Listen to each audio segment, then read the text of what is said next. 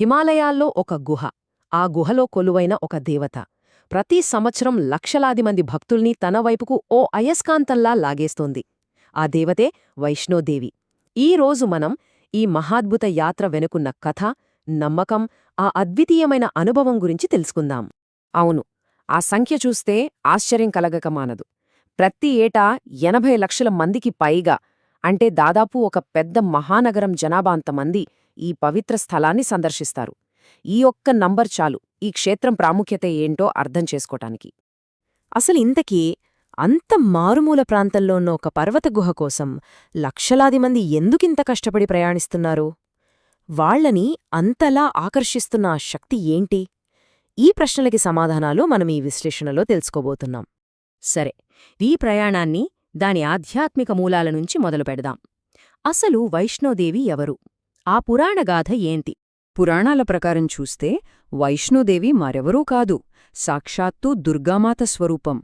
లోకంలో చెడు పెరిగిపోయినప్పుడు మానవాళిని రక్షించడానికి ఆమె ఈ రూపంలో అవతరించారని భక్తులు చాలా గట్టిగా నమ్ముతారు. అందుకే కదా భక్తుల ఆమెలో ధైర్యాన్ని, రక్షణని, ఓ తల్లి ప్రేమనూ చూసుకుంటారు. ఇక్కడొక చాలా ఆసక్తికరమైన విషయముంది. చాలా ఆలయాల్లో చూసినట్టు ఇక్కడి గర్భగుడిలో దేవత విగ్రహం ఉండదు. దానికి బదులుగా పిండిలు అని పిలిచే 3 సహజసిద్ధమైన శిలలు ఉంటాయి. ఆ శిలల రూపంలోనే అమ్మవారిని పూజిస్తారు. ప్రకృతితో ఎంతగా ముడిపడి ఉన్న ఆరాధనా పద్ధతో కదా. ఈ 3 పిండీలు 3 దివ్యశక్తులకు ప్రతీకలన్మాట. మహాకాళి ఏమో శక్తికి, దుష్టశిక్షణకు ప్రతీక. ఇక మహాలక్ష్మి సంపద, శ్రేయస్సునిస్తే, మహాసరస్వతి జ్ఞానాన్ని, విద్యను ప్రసాదిస్తుంది. భక్తుల నమ్మకం ప్రకారం ఈ 3 శక్తుల కలయికే ఆ సంపూర్ణ దైవస్వరూపం వైష్ణోదేవి. సరే, ఈ ఆధ్యాత్మిక పునాది నుంచి ఇక అసలు ప్రయాణం వైపు అడుగులేద్దాం. ఈ యాత్ర మొదలయ్యే చోటు కత్రా. ఈ యాత్రకు ముఖద్వారం కత్రా. ఇది ఒక బేస్ క్యాంప్ లాంటిది. ఇక్కడి నుంచే యాత్రికుల 12 కిలోమీటర్ల పర్వతారోహణ మొదలవుతుంది. ఈ పట్టణమంతా ఎప్పుడూ భక్తితో, ఉత్సాహంతో కోలాహలంగా ఉంటుంది.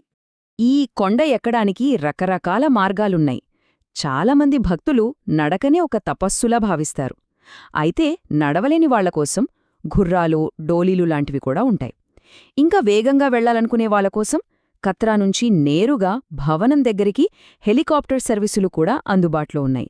అంటే ప్రతి ఒక్కరూ వారి శక్తి, భక్తికి తగిన మార్గాన్ని ఎంచుకోవచ్చనమాట. సరే, ఇప్పుడు యాత్రలోని అత్యంత ముఖ్యమైన భాగానికి వచ్చేశాం. అదే ఆ 12 కిలోమీటర్ల నడక. ఇది కేవలం శారీరక శ్రమ కాదు, అంతకు మించిన ఒక గొప్ప ఆధ్యాత్మిక ప్రయాణం. ఈ ప్రయాణంలో 3 ముఖ్యమైన దశలు ఉంటాయి. కత్రాలో మొదలుపెట్టి యాత్ర మధ్యలో ఉండే అర్ధకున్వారి అనే పవిత్ర గుహను దాటి చివరికి మన గమ్యస్థానమైన భవనం అంటే గర్భగుడికి చేరుకుంటారు. 1584 మీటర్లు సముద్రమట్టానికి ఇంత ఎత్తులో ఉంది ఆలయం. ఈ ఎత్తు యాత్రికుల శారీరక శ్రమకే కాదు, వాళ్ళ సంకల్పానికి కూడా ఒక పెద్ద పరీక్షలాంటిది. అందుకే అంటారు, మనం భౌతికంగా పైకెక్కే ప్రతి అడుగు ఆధ్యాత్మికంగా మనల్ని ఉన్నత స్థాయికి తీసుకెళ్తుందని. యాత్రికులు పైకి వెళ్లే కొద్దీ తమలోని అహంకారాన్ని వేడి ఆ దైవానికి మరింత దగ్గరవుతున్నారని నమ్ముతారు.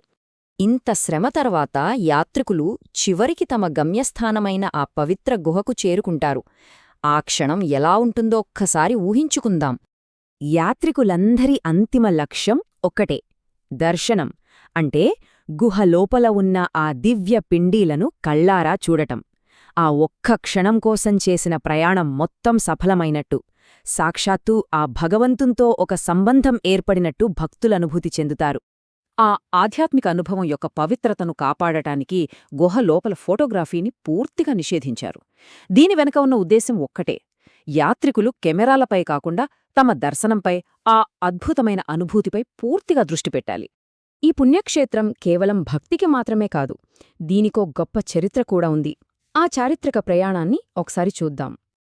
ఈ ఆలయ చరిత్ర వేల సంవత్సరాల నాటిది. పురాణాలలో దీని ప్రస్తావనుంది. మధ్యయుగంలో మొఘల్, డోగ్రా రాజులు దీని పోషించారు.